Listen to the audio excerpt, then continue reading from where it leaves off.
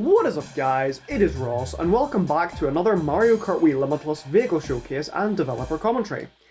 In this episode, we will be going over the Sprinter. The Sprinter, very much one of the paragons of Mario Kart Wii, just general Mario Kart Wii balancing mod vehicles, because as you can see here, this vehicle is quite the unorthodox kart. So this might look familiar if you're familiar with Arkantel's mod Rebalanced, but truth be told, Sprinter being the funny Formula 1 car has a little bit more history than Arc Balancing mod. This was actually, if you're familiar with Limitless, you're probably familiar with a guy by the name of Ryumi. And this mod, he works on Limitless, and he worked on Rebalanced back before it became defunct. But basically, the Sprinter was actually his original concept for a tap-turning Formula 1 style vehicle. Even though it was in Rebalanced, the idea sort of stretched further back than that, and so we felt it appropriate to reference that in Mario Kart Wii Limitless, especially since the Sprinter has always been one of his personal favorite vehicles, and honestly, I can very much see the appeal. The Sprinter is a very fun vehicle to use in spite of its seeming simplicity. It's intended for automatic drift, so obviously mini turbos are simply out of the picture. So what does the Sprinter actually do? Well, you're probably noticing upon looking at the gameplay there that Bowser Jr., he's kind of shimmying a lot whenever he turns. And the reason for that is because I'm not fully holding in my turn. What I'm doing is that I'm mashing my control stick so as to not activate a drift, because a drift on the Sprinter looks like this. Very, very terrible indeed. You will lose a lot of time if you do that. And this is to emulate sort of the understeer that can be found in actual real-life racing car vehicles. It basically emulates the gameplay that can be found in like Formula 1 simulators and Forza and whatnot. Like, if you turn too tight, you're going to lose control of your vehicle, and that very much happens to the Sprinter if you fail to keep up on the happy-tappy gameplay. So, how exactly do you achieve the happy-tappy gameplay in question? The answer is you give the Sprinter a very high handling stat. That's it. That's literally all you need. You need to give it a high handling stat in order to compensate for the fact that you won't be holding your inputs. So this gives the Sprinter a lot of like short-term movement flexibility, and you can actually use this to your advantage to annoy any racers who get too comfortable around you. Like, you can schlag carters with items, and you can annoy bikers with wheelie bumps. And this gives the Sprinter a tool that does a good job at making up for the fact that the Sprinter has no mini turbos. Obviously, the fact that you have to tap turn does have its difficulties, such as that, but you know, that's neither here nor there. So the Sprinter has high handling. That's just to make the happy-tappy gameplay work. And it has dreadful drift in order to discourage like constantly drifting like that. I guess technically you can get away with it on wide turns, but the lack of control and flexibility and just the general stiffness of it means that I still wouldn't recommend doing it. As a Corsa vehicle, the Sprinter has immaculate top speed. It is the third fastest car in the game, only behind its Corsa brethren, the Jet Setter and the Honeycomb.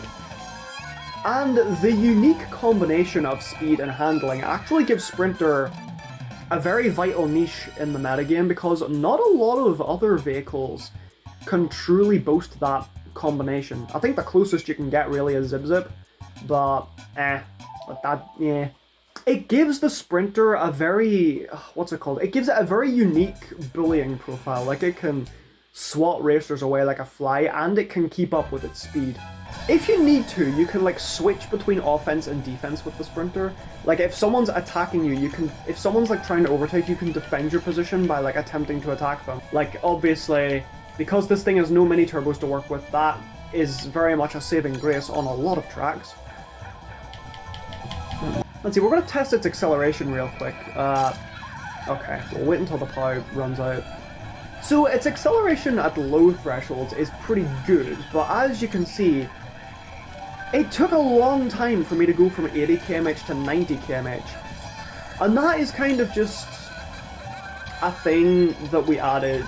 Well, it was a thing in Rebalanced as well. It was like one of its balancing factors, but basically it was sort of to counteract the fact that Corsa vehicles have such unparalleled top speeds to begin with.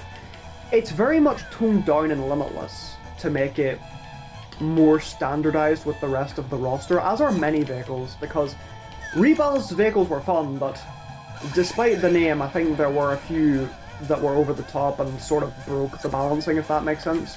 And so having this unique accel curve is just very much a factor to keep its raw speed in check. Which also means that doing a standstill mini... Oh, god damn it. The CPUs are bullying me.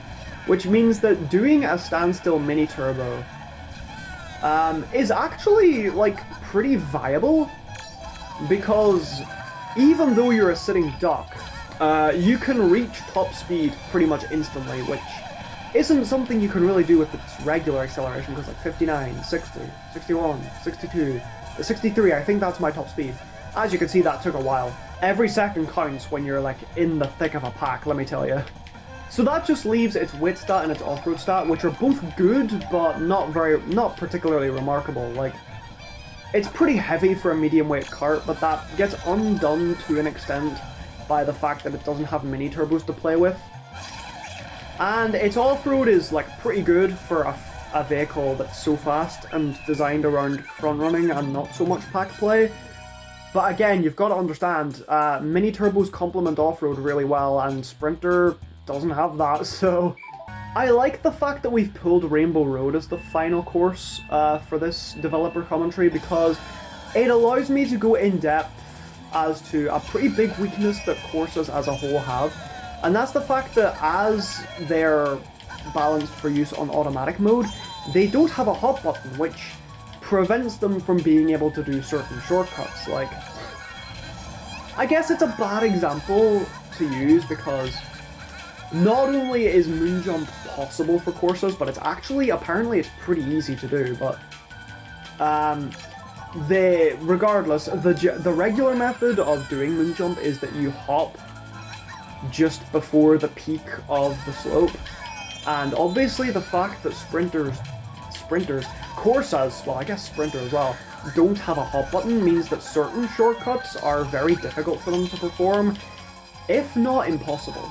So they kind of need to be fast, and their mid-pack harassment antics kind of has to be like justified in order to make up for that debilitating front-running flaw.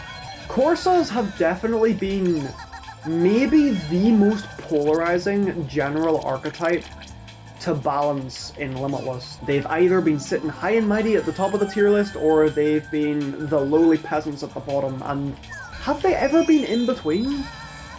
I guess in Season 3 they were kind of in between.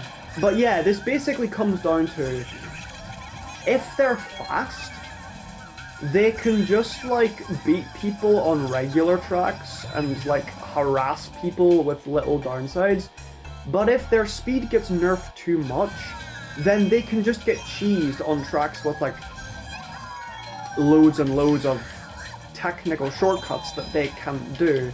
And so in a lot of cases they just get left behind, in spite of their intended status as top speed demons.